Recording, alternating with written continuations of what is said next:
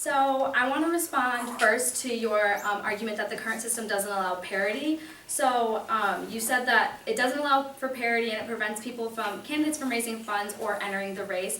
However, this really just entirely misses the other opportunities which we mentioned earlier. The current system allows for less known candidates to succeed by winning early states through dedicated campaigns.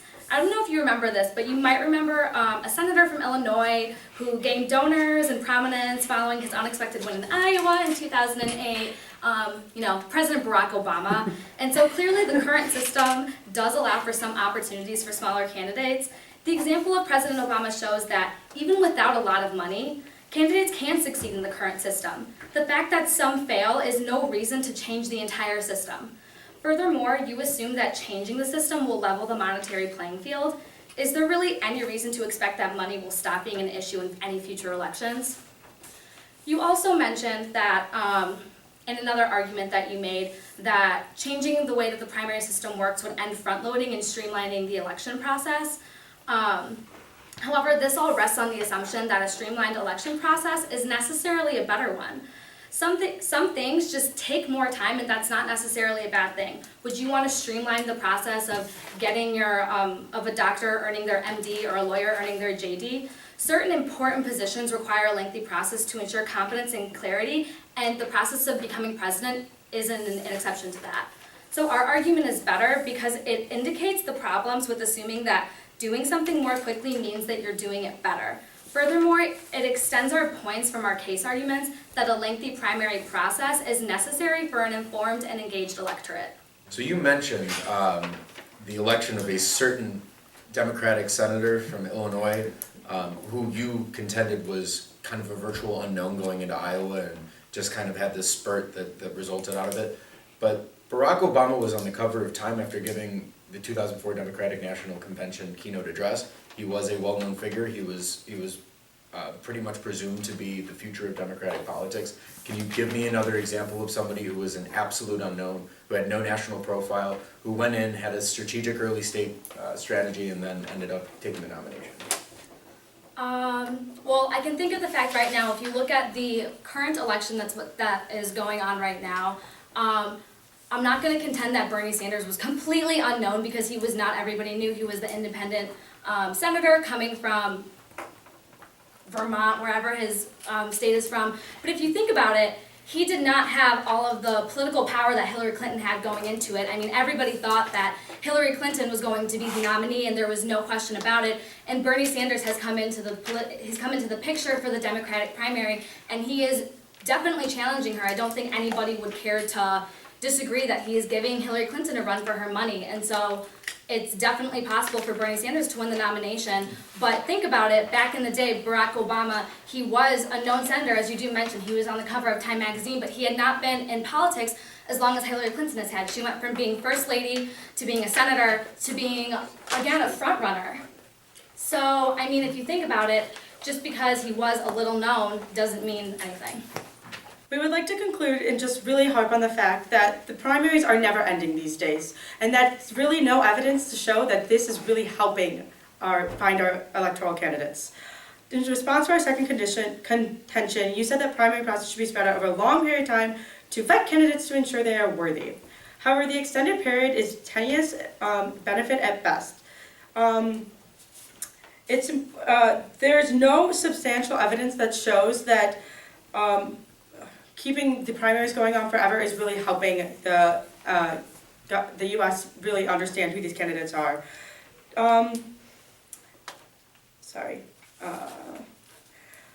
To kind of go back, we talk about the horse race strategy of advertising and fundraising really hasn't helped show what the issues are. Instead, it focuses on who's winning and not what the problems are that we are facing as a nation. We are no longer focusing on what the important things are, such as healthcare and foreign policy and things that really matter as who we are as the American people. Instead, we care more about who's winning and what their personal life is like.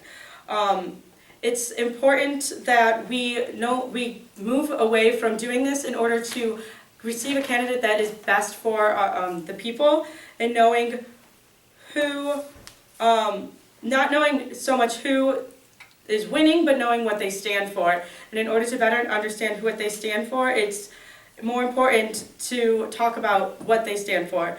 The primary process is going on forever, and if we continue on like this, there's no showing us when it will end.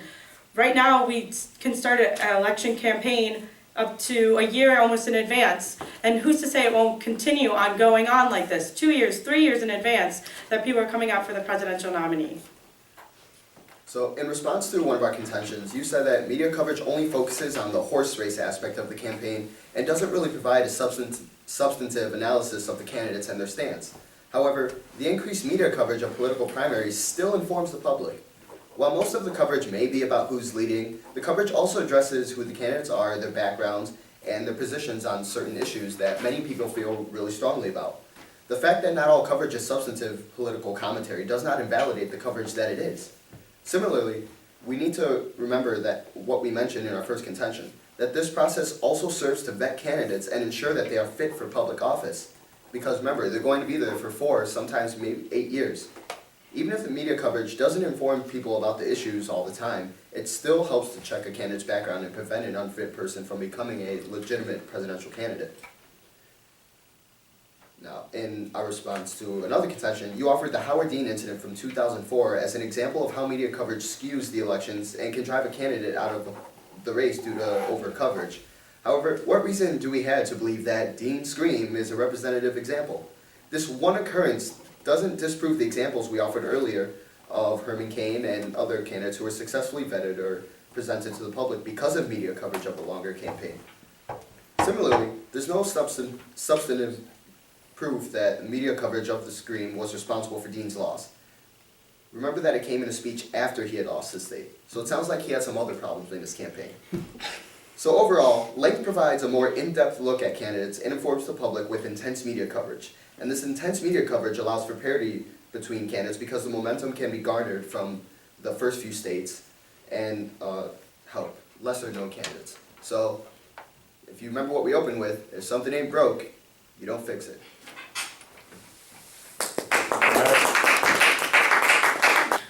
Okay, so I wanted to thank you all for what was a really fantastic debate. I feel like I learned more about this topic from watching it. I feel like I really saw the clash of the arguments play out. So in terms of the affirmative case, you both did a really nice job of arguing that this change in the status quo would try to ensure more equal representation. And I particularly enjoyed, Chloe, the arguments you extended, and Adam, the way that you really pushed on those examples, which is to say, are these representative, and sort of left us with the overall idea that a change in the system was necessary. And so in that case, the AF did a really nice job of sort of working through the arguments and then leaving me with a clear couple of voters that primaries are never ending and there's a tenuous benefit to them at best, and that the horse race coverage can warp and direct, which I think were very strong points.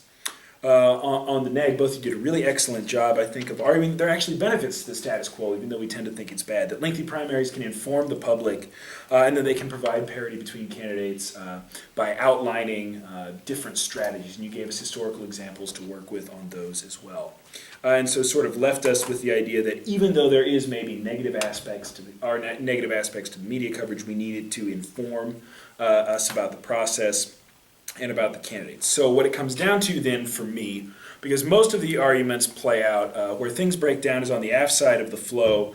I'm left with no answer to the question that why do we think streamlining is necessarily a good thing? I know it's later in the round, but I was sort of compelled by the idea of why is it necessarily great to make a doctor or choose a president as fast as possible. Whereas on the neg side, I think we really sort of broke down on lengthy processes helping to inform the public when we sort of note that it misinforms and can be bad and twisted.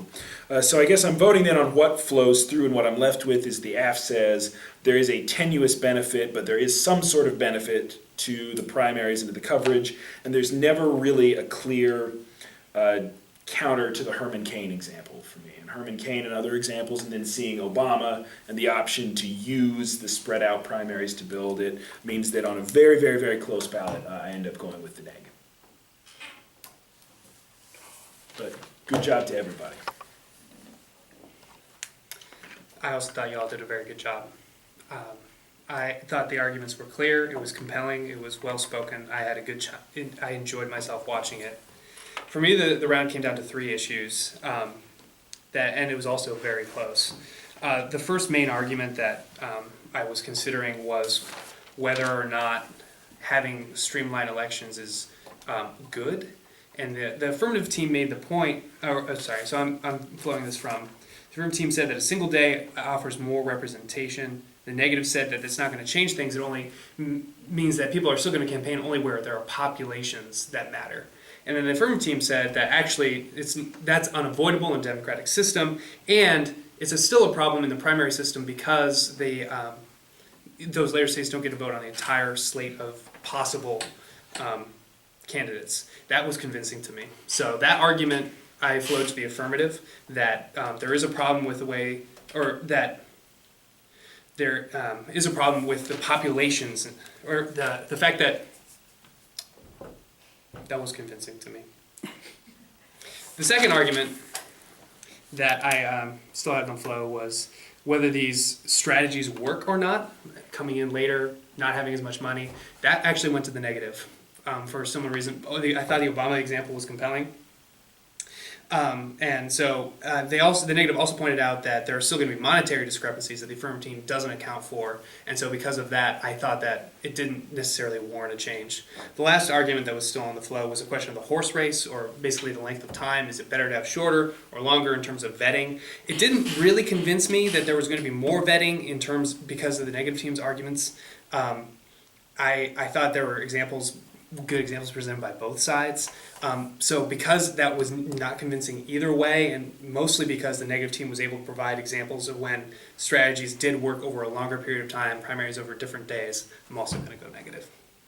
It was close.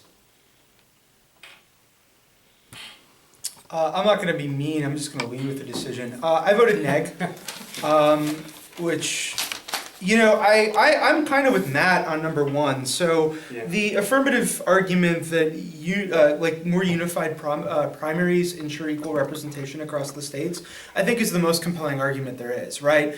And this ultimately is also the same reason people sort of condemn the Electoral College, right? Because, I guess our current primary system is, but it's ultimately about whether or not you turn more of the country into flyover country or what, or whether you've got swing states that people compete over instead. There I found the argument that Iowa and New Hampshire were more powerful, really compelling. I really wish the negative would have brought up Rick Santorum or Mike Huckabee. I might have been more persuaded in those ways, but I think we can argue all day, but I think the affirmative did a really good job of demonstrating the primacy of Iowa, New Hampshire, and South Carolina, and in particularly their high contents of white voters. The problem to me was that in the final 2 speeches, the AF went for this primaries informing the public argument, and you tried to undercut the neg on, their strongest point. And, and Lord only knows that I like the horse race, but it's not just about the horse race. If you look at these actual debates, if you look at these actual things, the horse race is part of it, but the horse race shifts attention to certain candidates, right? And then changes it into a vetting process. So if you look at the Republicans from this year, for instance, right? You have Donald Trump in charge for a long time, and then you have Ben Carson step to the plate.